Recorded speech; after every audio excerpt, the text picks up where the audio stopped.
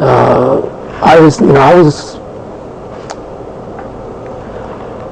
went to graduate school at Florida State University for my master's degree. There was a wonderful Jewish thinker there named Richard Rubenstein at the time. He's since moved on to other places. But he, in the early 70s when I was there, was very famous as being a radical death of God theologian. And he had written a very famous book on Jewish theology called After Auschwitz, which had as one of its proposals that in light of the evil of Auschwitz, classical notions of God's omnipotence had to be called into question. And he really did try to develop what he called an atheistic, or not an atheistic, but a non-Judaic theology of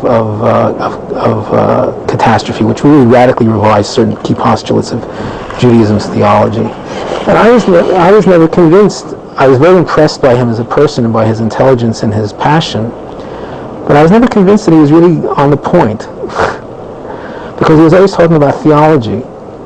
And his theology didn't allow him to see that people who passed through the death camps, many of them lost the belief that they came in with, others kept it and others found it. And that's the thing that has to be understood. And to the degree that people can come out of the death camp experience and affirm the beliefs that they had before, or find them in which they never, in a sense that they never had them before, that falsifies the theological problem. Because it forces us to redirect our attention to what is there in the human spirit that is able to endure suffering through religious symbols. And so that's the thing that I think is more important than the question of evil. And the question of evil is never going to be answered. Either God is wicked or he's weak. It's as simple as that, metaphysically. But at the same time, for the person who has been carried through hell by God, God is not wicked or weak. God is the one who creates miracles.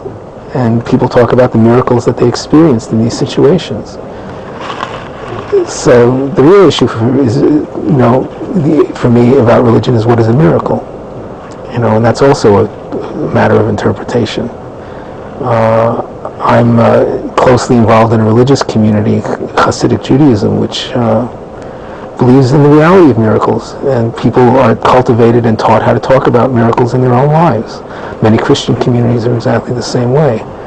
And anybody listening to people talk about miracles is going to be impressed by how silly the proof for these miracles is, and insubstantial and trivial and foolish, really, if you subject it to any scrutiny at all.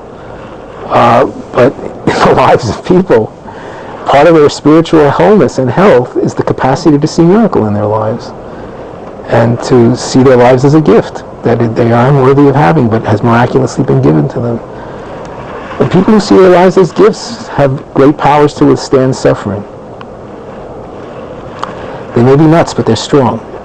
And that nuttiness is at the essence of what religion is. Call it nuttiness or call it courage. Call it devotion, call it determination. The utter refusal to be devoid of meaning, no matter what the world throws at you. I think that's very courageous. And in religions you find that most clearly expressed. You find it in other systems of culture as well. Nationalism can give you great courage. People can go to their deaths for the nation, for posterity, for humanity, for the class, for the workers, whatever. I mean, these are all ways, sort of secularized ways of empowering people to make ultimate sacrifices, to endure unnamable suffering for an idea, for a reality which transcends them. So religion is not alone in this.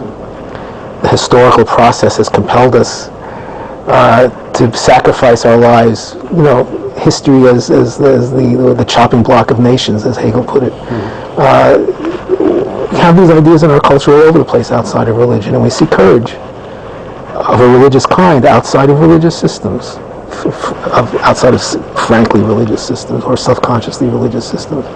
So one of the things I'm getting at is these questions that we pose to religion are answered equally as poorly by other systems of meaning.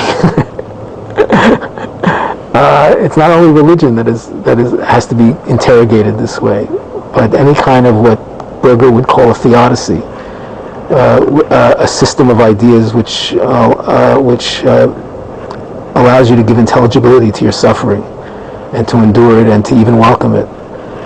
That's implicitly what religion is about, but it's not found only in religion. And people who are able to suffer are strong.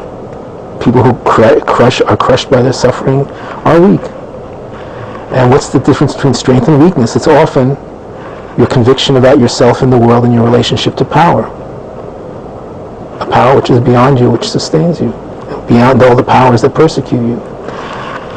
So where do we find that? We find it in ourselves, but it's transmitted to us by our culture, by our civilization, our family, our neighborhood, whatever.